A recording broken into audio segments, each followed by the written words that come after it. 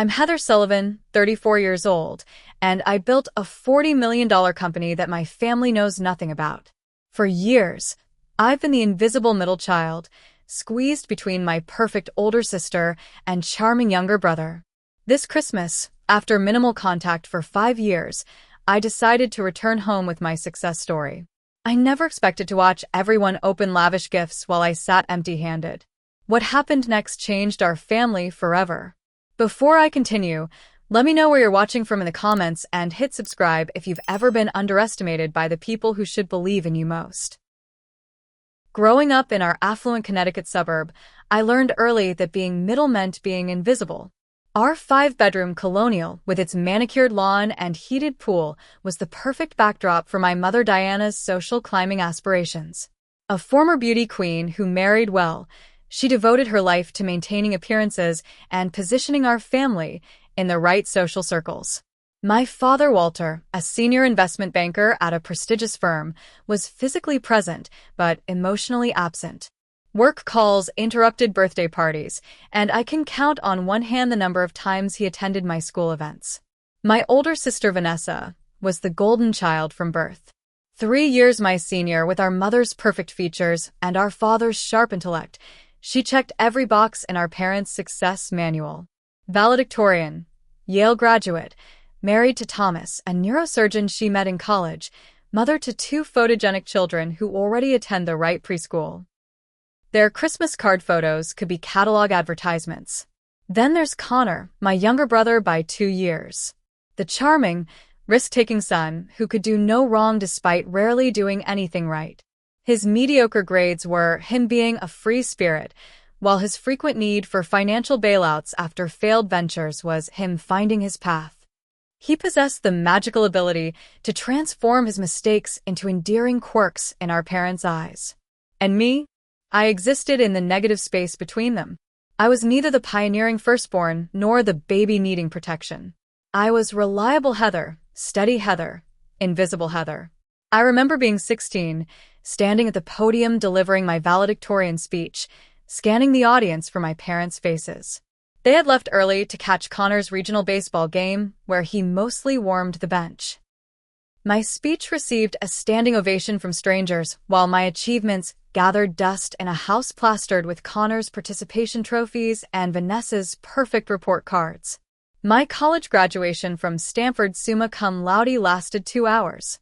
My parents attended for 40 minutes before leaving for Vanessa's emergency baby shower, organized after she announced her pregnancy earlier than planned. You understand, right, Heather? This is her first baby, my mother explained, as if my first college graduation deserved less celebration.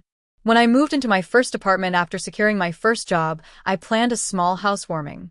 I prepared homemade appetizers, bought decent wine with my entry-level salary, and waited. Nobody came. My mother called the next day. "Oh, honey, we completely forgot. Connor had an interview for that internship at your father's friend's company. It was last minute, you know how these opportunities are." I do know. I interviewed for 12 positions before landing my job. Nobody pulled strings for steady, reliable Heather. Christmas at 16 remains particularly vivid. Vanessa unwrapped a MacBook Pro. Connor received the latest gaming system, while I opened a vacuum cleaner and organizational bins for my room. "You're so naturally neat. We thought you'd appreciate practical gifts," my mother explained as I fought back tears. I pursued psychology and business, earning my MBA while working full-time. When I shared my accomplishments over Thanksgiving dinner, my father nodded absently. "Playing it safe as usual, Heather. Nothing wrong with that." Meanwhile, Connor's third abandoned business idea received animated discussion and promises of seed money. After graduate school, I made the decision that changed everything. I moved 3,000 miles away to San Francisco. My family barely noticed. "California is so far. You won't visit much anyway," my mother noted, as if my absence was a foregone conclusion rather than a fresh wound. In San Francisco, I found myself. Away from my family's suffocating dynamics, I discovered my voice and vision. I launched Access Tech, a startup developing accessibility software for people with disabilities. The idea came from my college roommate Julia, who was visually impaired and struggled with existing technology. I saw an overlooked market and a chance to make real impact. For 5 years, I built my company in relative obscurity. 16-hour days, ramen noodle dinners, and a studio apartment smaller than my childhood bedroom. I called home monthly, sharing sanitized versions of my life that my family half listened to. They never asked for details. I stopped offering them. When the acquisition offer came, $40 million from one of the largest tech companies in the world, with me retaining CEO position and expanded resources. I celebrated with my team and friends who had believed in me from day one. Then I sat alone in my new penthouse apartment overlooking San Francisco Bay and made the decision to go home for Christmas for the first time in 5 years. Not to seek validation. Not anymore. But to reclaim my place at the table on my own terms. Preparing for my family Christmas visit became an exercise in strategic gift-giving. I spent weeks selecting items that were both thoughtful and subtly reflective of my new financial reality. For my father, I tracked down a first-edition Hemingway he'd mentioned, wanting 20 years ago. Finding it required hiring a rare book dealer who located it in a private collection in Edinburgh. The leather-bound volume cost nearly $12,000, but the thought of his surprised expression seemed worth every penny. My mother would receive a weekend package at the exclusive spa she'd always talked about but deemed too extravagant. The presidential suite, private treatments, and helicopter transfer would show her I understood her appreciation for luxury and status. For Vanessa's children, I established educational trust funds with initial deposits that would cover their future college expenses completely. I wanted my niece and nephew to have options I had fought for alone. Connor would receive a professionally managed investment portfolio. Not a blank check he could squander, but a structured foundation for financial security with quarterly payments that might finally help him stand on his own feet. The week before my departure, I called Rachel, my best friend since college, and now Access Tech's chief marketing officer. "Are you absolutely sure about this?"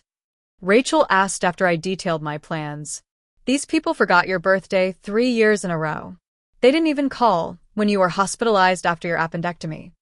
"I'm not seeking approval anymore," I explained, pacing my penthouse living room. "I just want to close this chapter properly. Show up as my authentic self once, then decide what relationship I want going forward." And the big reveal? Is that necessary or just petty revenge? Rachel challenged, always my reality check.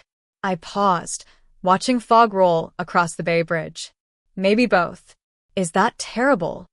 "It's human," she said. "Just remember who you are now isn't because of them, but despite them." The morning of my flight, I spent an hour choosing my outfit.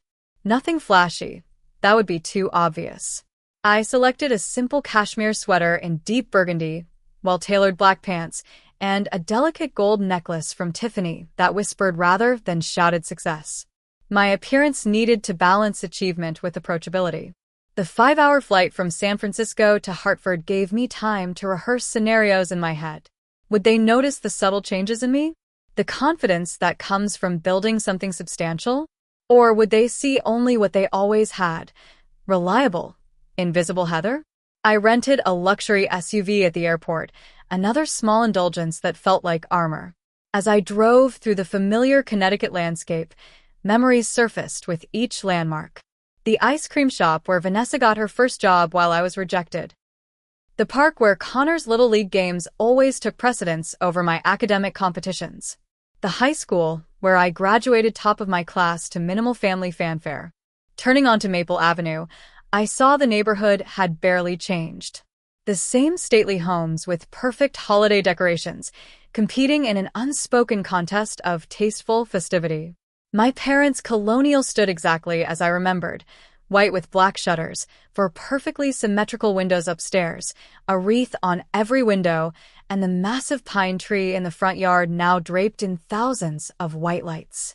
I parked behind several other vehicles, Vanessa's Range Rover, my father's Mercedes, my mother's Lexus, Connor's latest car likely financed by our parents.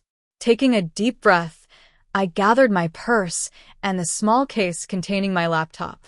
The gifts would be delivered tomorrow morning by special courier. Before I could ring the bell, the door swung open. Well, look who finally decided to grace us with her presence. My mother Diana stood in the doorway wearing a green cashmere twin set and pearls, hair perfectly styled as if for a photo shoot rather than family dinner. "Hi, Mom," I said, accepting her air kisses near my cheeks. Her perfume, Chanel No. 5, triggered an immediate tightening in my chest. "You're thinner." "Finally took my advice about cutting carbs?" she asked, looking me over critically. "Actually, I've been too busy building a company to worry about carbs," I replied, stepping into the foyer. She either didn't hear or chose to ignore my comment. "Everyone's in the living room. Your Aunt Linda keeps asking about you. She's still trying to set you up with her neighbor's son. Divorced, but from a good family." The house smelled of pine, cinnamon, and the same furniture polish from my childhood. Through the archway, I could see the living room transformed into a Christmas showcase worthy of a magazine spread. A 12-foot tree dominated the bay window, surrounded by piles of wrapped presents color-coded for each recipient. I immediately noticed the patterns: red for Vanessa, blue for Connor, green for my father, purple for my mother, yellow and orange for the children. I scanned the packages twice, then a third time. No pattern for me.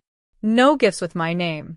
"Heather, you actually came," Vanessa approached, glass of white wine in hand, looking like she'd stepped out of A.J. Crew catalog. "We had a bet going on whether you'd cancel last minute again." "I haven't canceled in years," I corrected her. "I just haven't come." "Same difference," she shrugged. "Anyway, you look professional. Still single?" Before I could answer, Connor bounded over. "Cease. Man, California must agree with you. Still doing that app thing." "Software company," I corrected. "And yes, it's going well." Cool. "Hey, I've got this amazing business idea I want to run by you later. Revolutionary stuff." My father barely looked up from his phone when I approached to kiss his cheek. "Heather, good flight."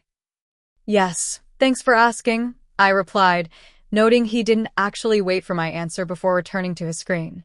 As I made my way through the room greeting extended family, Aunt Linda, who immediately mentioned her neighbor's divorced son, Uncle Robert, who suggested I apply for an entry-level marketing position at his friend's company, cousins who barely remembered my name, I felt a familiar hollowness expanding in my chest. Some things never change.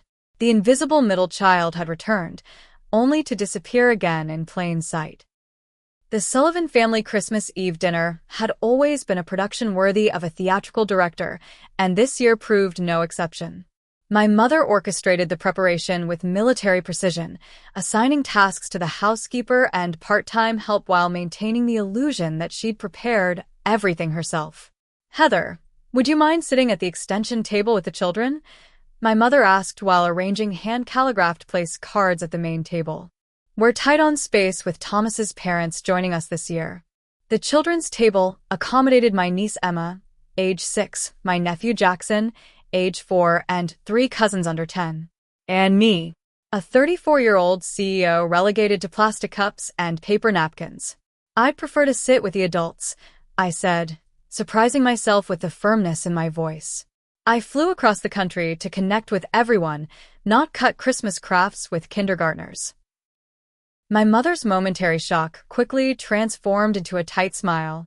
"Well, I suppose Connor can move to the children's table. He's always been so good with them." "I don't mind," Connor agreed with a wink. "The kids have better conversation anyway." One small victory that left me feeling childishly triumphant and simultaneously guilty for displacing my brother. The complicated emotional mathematics of family dynamics. The dining room dazzled with my mother's trademark holiday perfection. Antique Spode Christmas china gleamed on the damask tablecloth.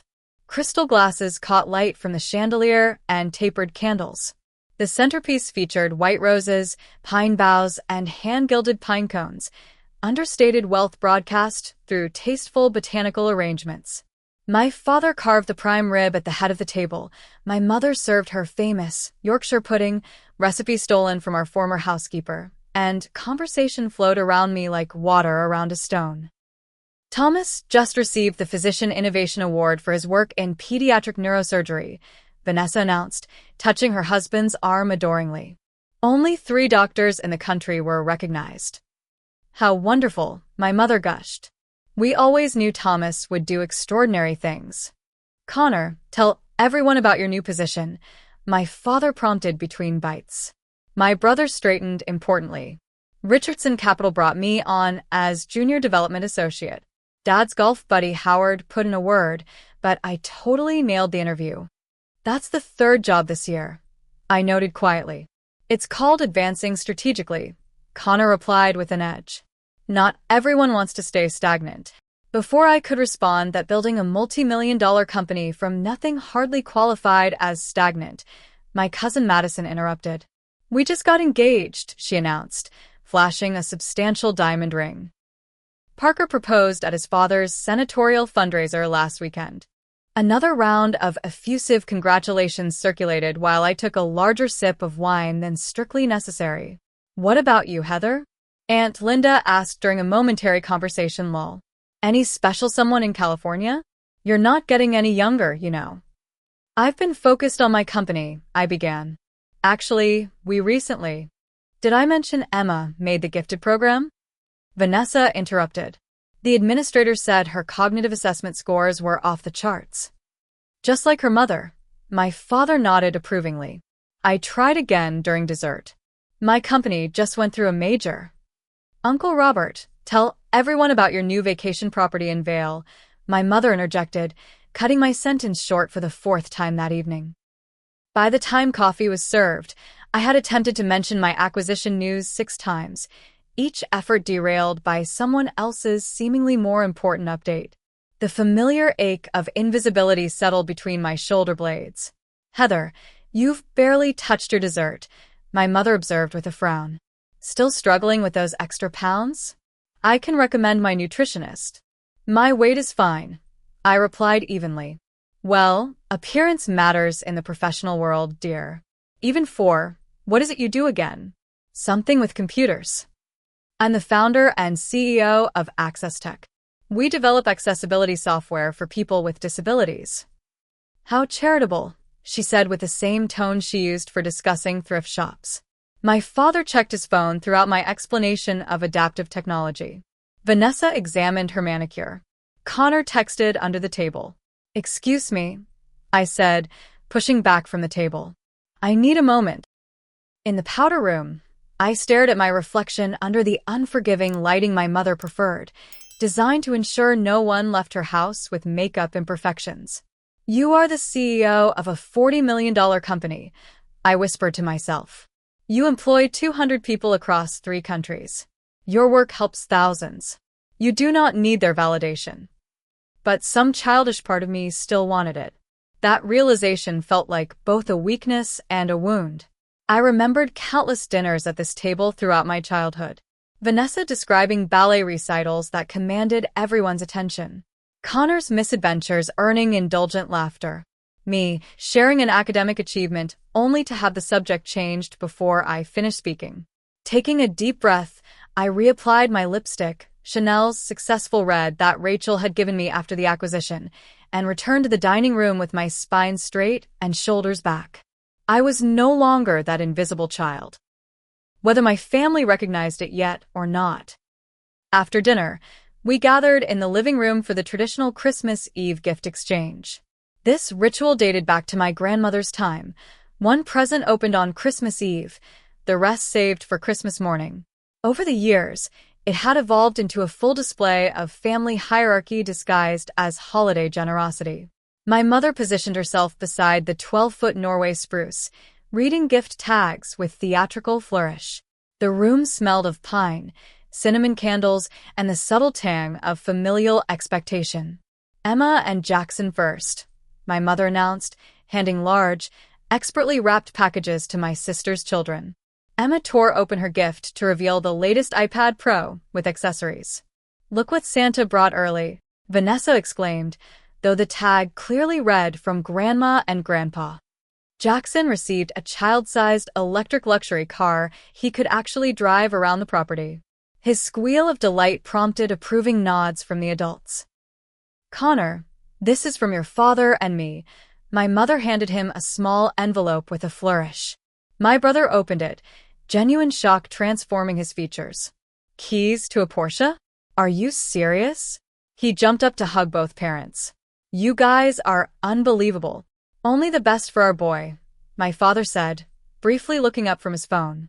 "It's the Carrera model you were eyeing."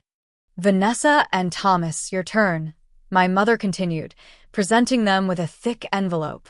Inside were documents for a 2-week Mediterranean cruise, including first-class airfare and pre-cruise stays at luxury hotels in Barcelona and Rome. "Mom, Dad, this is too much," Vanessa protested unconvincingly. "Nonsense. You two work so hard. You deserve a proper vacation," my mother insisted.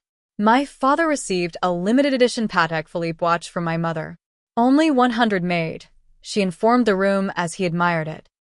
He gifted her a diamond tennis bracelet that caught the light with every movement of her wrist. One by one, every aunt, uncle, and cousin opened presents. Designer scarves, premium whiskey sets, luxury brand wallets, gourmet food baskets.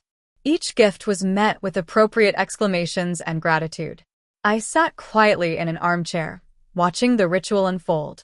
I'd shipped my gifts for tomorrow, but had brought small token presents for tonight's exchange, artisanal chocolates from a famous San Francisco chocolatier, each box wrapped in silver paper with handwritten notes. As the pile under the tree dwindled, I maintained a pleasant expression while scanning for anything with my name. Nothing in the color-coded system seemed designated for me. When the last gift was distributed, a cashmere sweater for Aunt Linda, I waded through the exclamations and thank yous, thinking perhaps mine had been misplaced or set aside. The room grew quiet as everyone seemed to simultaneously realize I had received nothing. My father continued examining his watch. Vanessa suddenly became very interested in helping her children with their gifts. Only my mother met my eyes, a flicker of realization crossing her features before she let out a dismissive laugh. "Oh goodness, we forgot you, Heather. I guess we didn't really think you'd actually come after all these years." The casual cruelty of her statement hung in the air. My father glanced up briefly. "We can Amazon you something later. 2 days shipping and all that." "I have a cashmere sweater you can borrow if you want," Vanessa offered with the same condescending tone she'd used when lending me her outdated clothes as teenagers. "At least you don't have to write any thank you notes," Connor joked, clearly uncomfortable but unwilling to challenge our parents. Aunt Linda whispered loudly to Uncle Robert, "Poor Heather. Always the forgotten one." Emma, my niece, looked confused. "Why didn't Santa bring Aunt Heather anything?" "Sometimes adults don't get presents, honey," Vanessa explained smoothly. "Aunt Heather understands." The familiar pain carved its way through my chest, sharper than expected despite years of similar exclusions. I saw myself at 8 years old, watching Vanessa receive the art set I had asked for. At 12, when Connor got the computer that had been promised to me for my straight-A report card. At 16 with the vacuum cleaner, while my siblings received technology. In that moment, 34 felt no different from those earlier disappointments. I felt every eye in the room on me, waiting for the tears, the awkward acceptance, or the hasty excuse to leave the room. My usual responses to being overlooked. My family expected the invisible middle child to react as she always had, with quiet hurt and resigned acceptance. Instead, I smiled. Not the pained smile of past hurts, but the confident expression of someone who knows her worth beyond what family bestows. "It's okay," I said, my voice steady and clear. "Look what I got myself this year." The room grew still as I reached for my purse and removed my phone. I walked to the large smart TV mounted on the wall above the fireplace and connected wirelessly. "I've been trying to share some news all evening," I continued conversationally. "Since everyone's gathered, this seems like the perfect time." My company logo appeared on screen, the stylized A of Access Tech against a blue background. I clicked through to a presentation I'd prepared for my senior staff, modified slightly for this unexpected moment. 6 years ago, I founded a technology company specializing in accessibility software for people with disabilities. I began advancing to photos of our original three-person team working from my studio apartment. We started with nothing but an idea to help people like my college roommate Julia, who is visually impaired and struggled with existing technology. I advanced through slides showing our growth, moving into our first small office, early client meetings, product launches. We bootstrapped completely. No family loans, no connections. I glanced briefly at my father, who had financed 3 of Connor's failed ventures.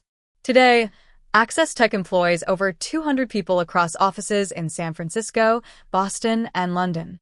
Photos of our modern headquarters appeared, showing collaborative workspaces, our award-winning design lab, and team members from diverse backgrounds.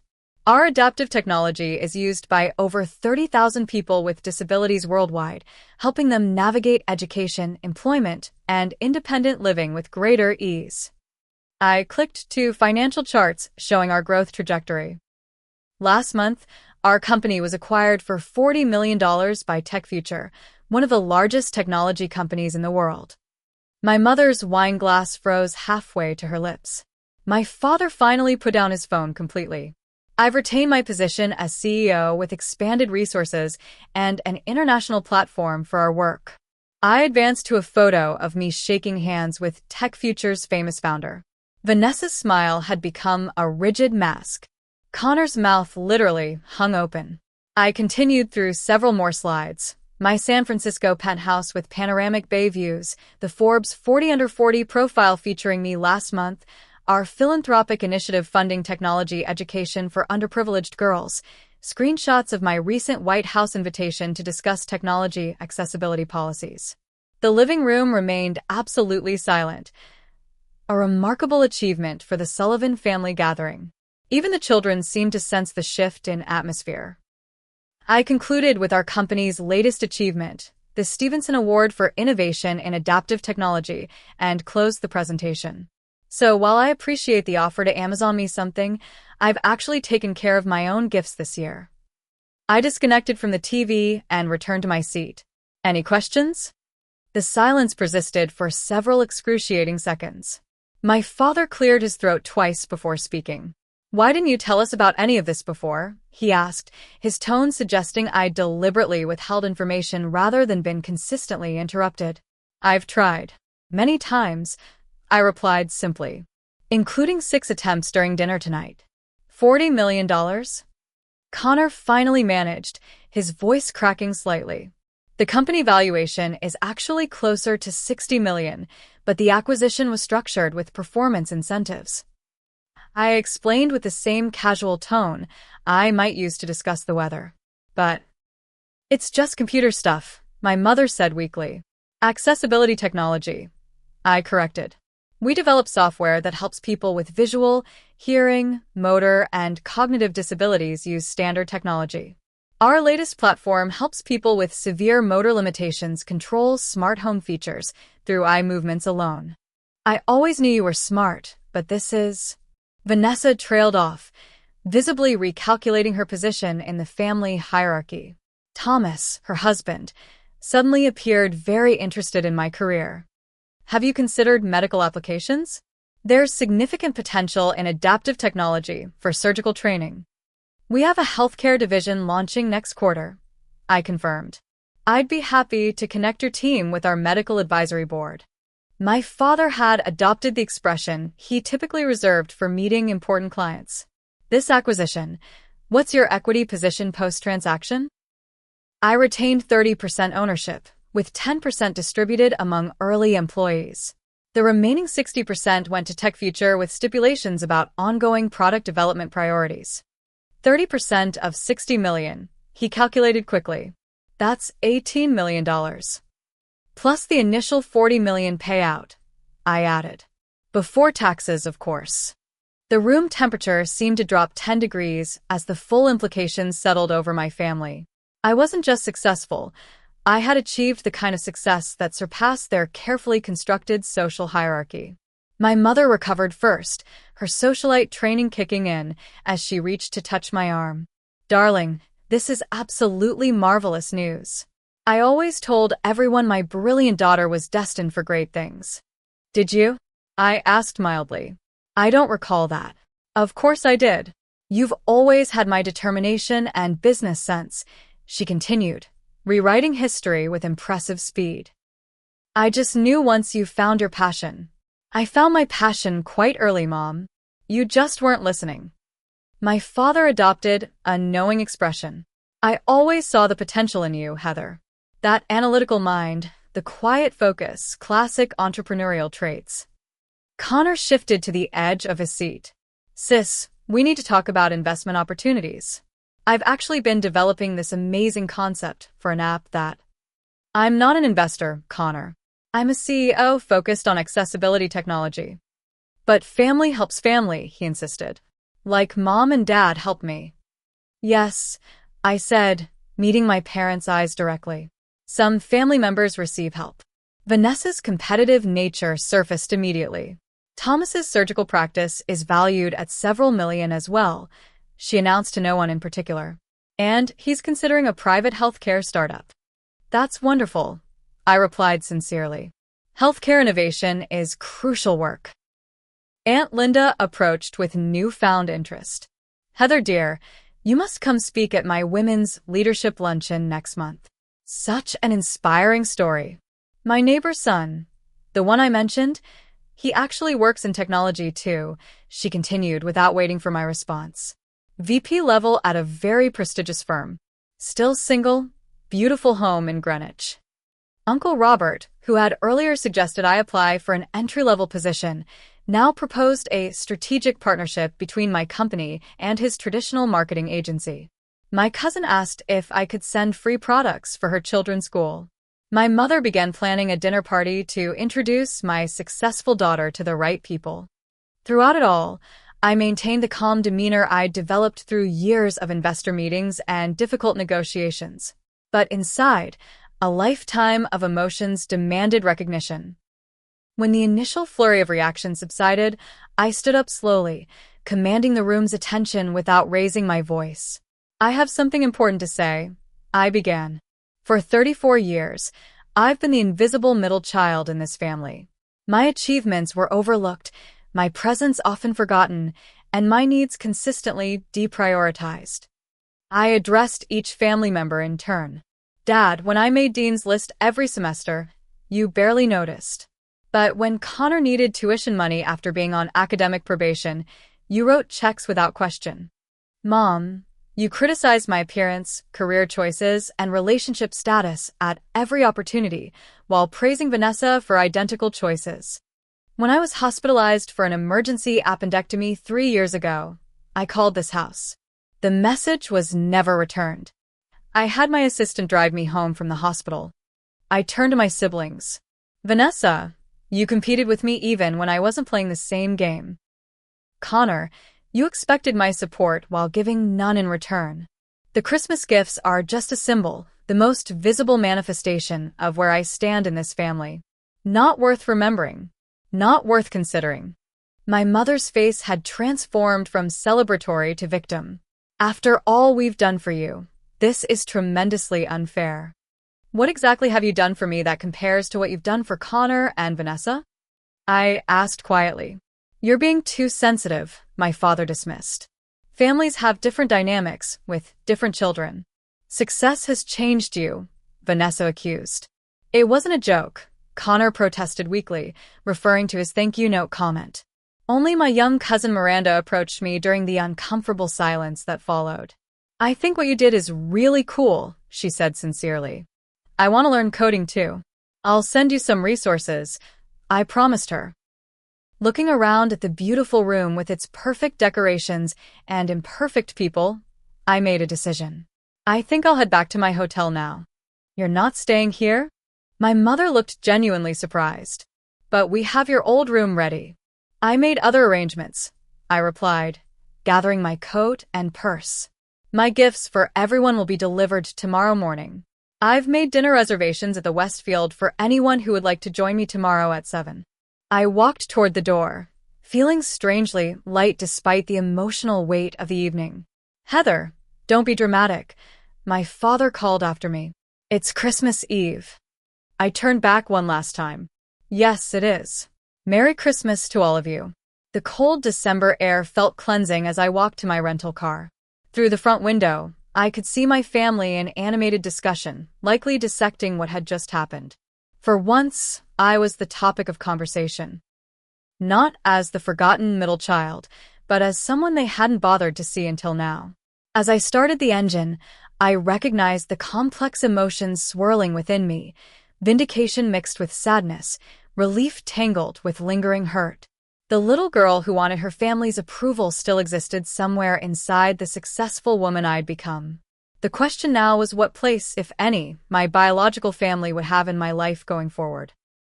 Christmas morning dawned clear and cold.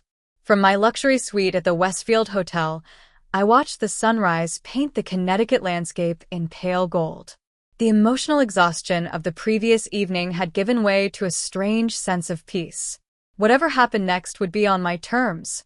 My phone had accumulated 27 notifications overnight, text messages, voicemails, and emails from various family members. Most notably, a long text from my father suggesting we clear the air privately before any hasty decisions.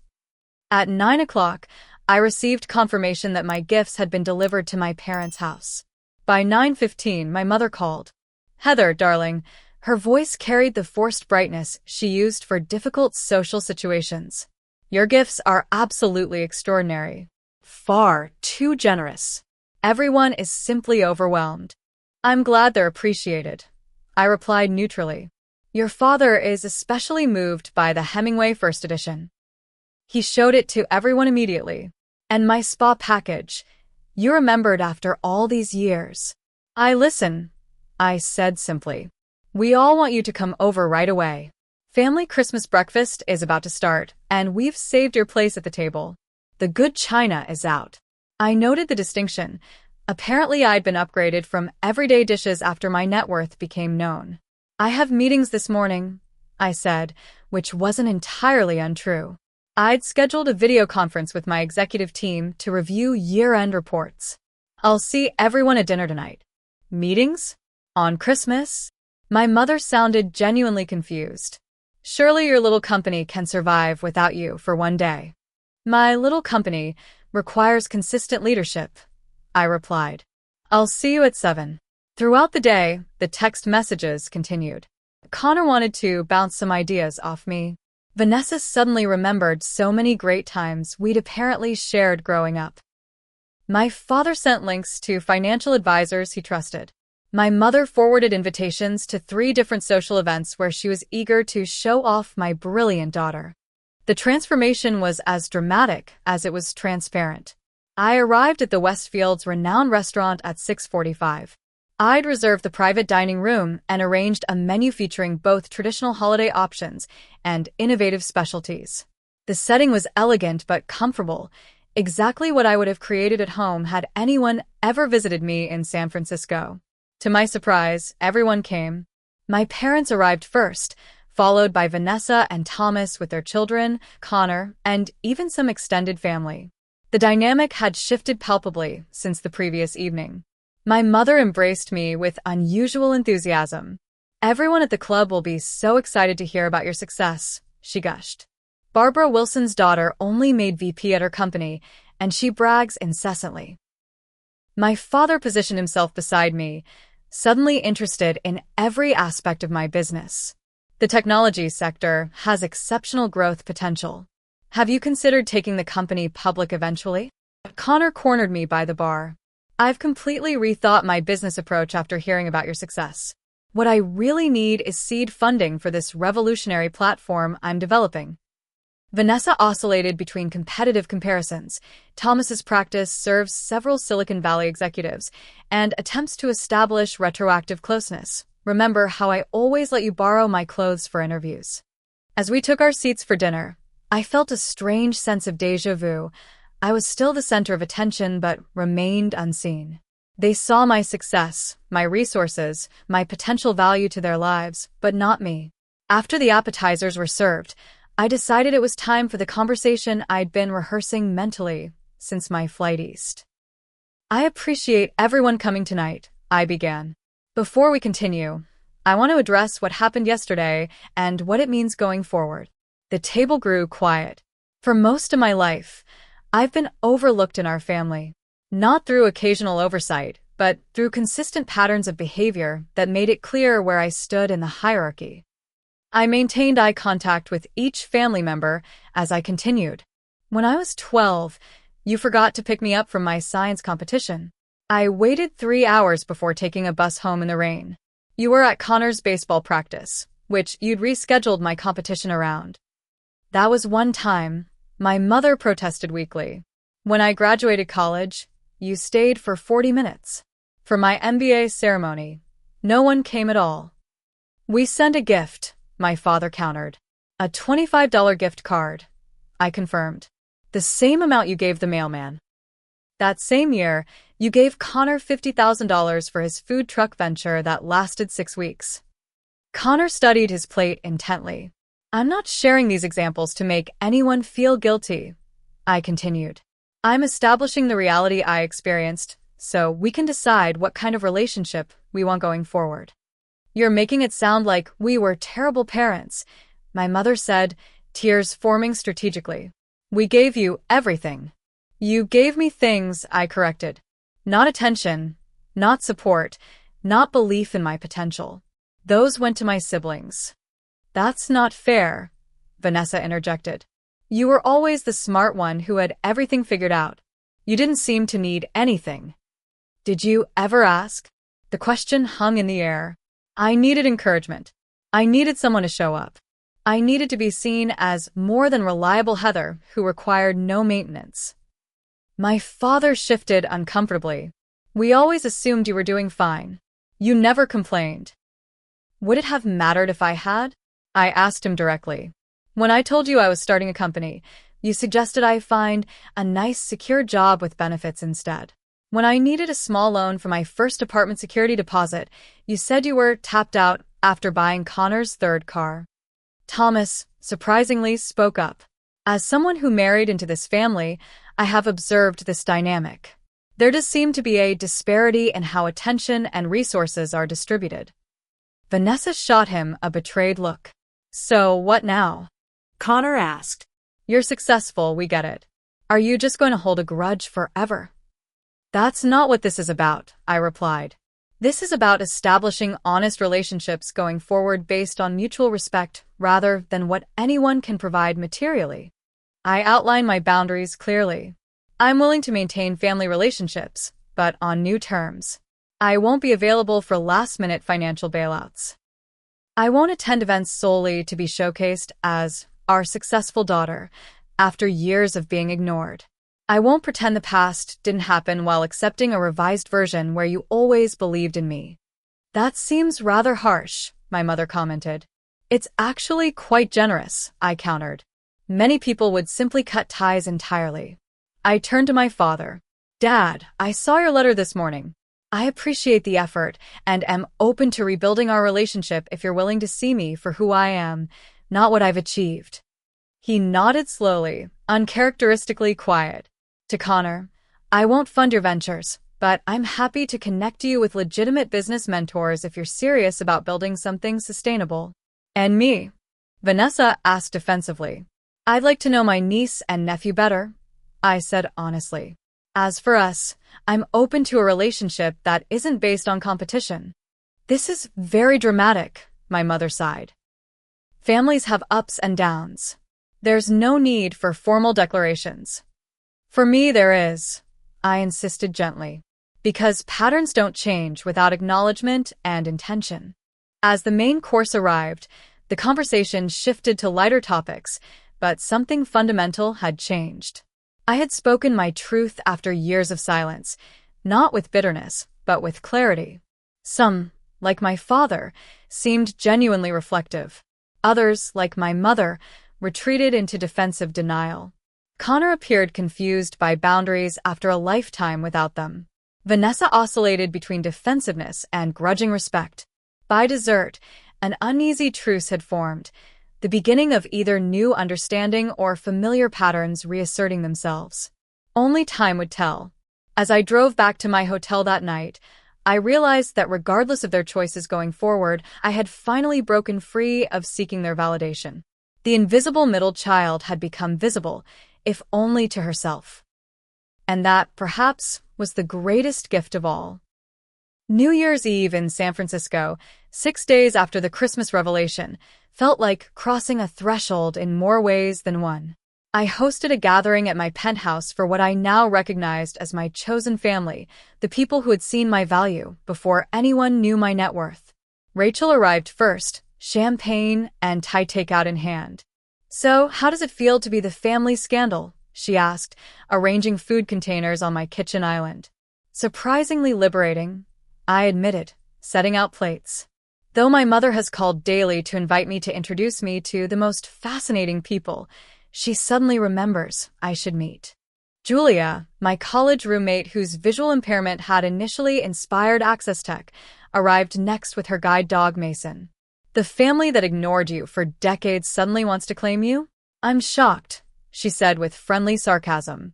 By midnight, my living room was filled with the people who had supported my journey. Early employees who had worked for equity when I couldn't afford proper salaries, friends who had believed in my vision, mentors who had offered guidance without expecting ownership. As we counted down to midnight watching fireworks over the Bay Bridge, I realized this was what family should feel like, chosen connections based on mutual respect and genuine care rather than obligation and blood relation. The weeks following Christmas brought significant changes. I began working with Dr. Elaine Chen, a therapist specializing in family dynamics. Our weekly sessions helped me process not only the Christmas incident, but the accumulated impact of years feeling invisible. "You're grieving the family you deserved but never had," Dr. Chen observed during our third session. "That's legitimate grief, even while celebrating the life you've built." With her guidance, I established clear boundaries with my biological family. I limited calls with my mother to once weekly, ending conversations when they veered into using me for social currency. I declined her invitations to be paraded before her friends as evidence of her superior parenting. "But people are asking about you," she protested during one call. "They can ask about me because they're genuinely interested," I replied, "not because I'm a status symbol." My father surprised me with genuine efforts at reconciliation.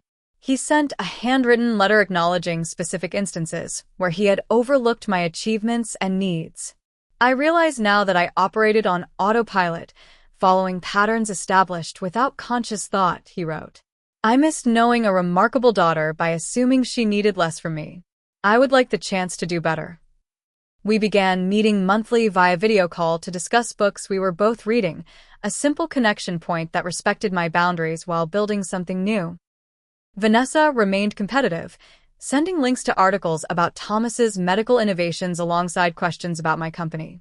Old habits die hard. Yet occasionally, authentic moments broke through, like when she called for advice when Emma struggled with bullying at school. "You always handled social pressure with such grace," she said, a rare acknowledgement of a strength she'd observed in me. "I never told you, but I admired that." Connor's response proved most revealing about family patterns. Initially, he sent business proposals weekly, clearly expecting access to funding. When I maintained boundaries while offering legitimate mentorship, his contacts became less frequent. Without financial incentives, his interest in our relationship waned, a painful but necessary clarity. At Access Tech, I instituted new company traditions that reflected my evolving understanding of inclusion. Our holiday celebrations ensured every team member received equal recognition. Our mentorship programs specifically sought out overlooked talent, people whose contributions might be quieter but no less valuable. I developed a particular interest in supporting middle children in our organization, recognizing how their diplomatic skills and independence often went unrecognized. This evolved into a formal leadership development track that identified and nurtured these frequently overlooked talents. Most significantly, I created new personal holiday traditions that reflected my values. For my birthday, I established an annual visibility grant that funded projects supporting overlooked populations. For Christmas, I instituted a tradition of destination gatherings with my chosen family, celebrating our connections in new locations each year. By the following December, I had achieved a peace I hadn't thought possible. The desperate need for family validation had been replaced with genuine self-acceptance. I recognized that being overlooked had ultimately given me independence and resilience that shaped my success. Without constant external validation, I had learned to trust my own judgment and vision. When the inevitable holiday invitations arrived from Connecticut, I made choices based on my needs rather than obligation. I attended my niece's holiday piano recital because I wanted to support her passion for music. I declined my mother's formal Christmas gala because it felt like being exhibited rather than included. My father and I met for a quiet lunch where he asked thoughtful questions about my company's research initiatives. Vanessa and I shopped for our mothers together, finding moments of genuine connection between competitive flare-ups. Connor was notably absent, having moved to Florida for a can't-miss opportunity that required significant capital investment from serious players. The most profound realization came while mentoring Miranda, my young cousin who had expressed interest in coding after my Christmas revelation. During our monthly video sessions, I recognized she showed the same patterns of being overlooked that I had experienced, her quiet intelligence overshadowed by louder siblings. People often mistake quietness for weakness, I told her during one session. But observation is a superpower in disguise. You see patterns others miss. Her face lit up with recognition. Nobody's ever put it that way before. In that moment, I understood that being forgotten at Christmas had ultimately freed me. The painful revelation had broken patterns established over decades and allowed me to reclaim my narrative. Success is sweetest when shared with those who believed in you before the world did. Family can be defined by actions rather than blood. And sometimes, being overlooked allows you to build something remarkable while no one is watching. I still have the empty space on my shelf where Christmas gifts would have gone that year. I keep it empty deliberately, not as a reminder of hurt, but as a symbol of self-sufficiency and the gifts I've given myself: authenticity, boundaries, and the courage to be visible on my own terms. Have you ever been the overlooked person in your family or friend group? How did you handle it? Share your experience in the comments below. If this story resonated with you, please like and subscribe for more authentic conversations about family dynamics and personal growth.